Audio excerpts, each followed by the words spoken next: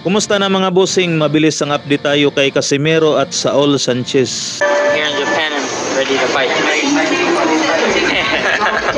So yan nga po mga bossing, lumapag na kanina sa bansang Japan itong si Saul Sanchez. Ngayon ang napapansin natin dito kay Saul Sanchez ay medyo late na po ang kanyang dating sa bansang Japan. Alam naman nating lahat mga bossing na sa linggo na ang kanilang laban ni Cuadro Alas Casimero. Na ang inaalala kasi natin dito mga bossing na kapag natalo itong si Saul Sanchez sa darating na linggo baka kasi magdadahilan ito at sasabihin na may jet lag pa.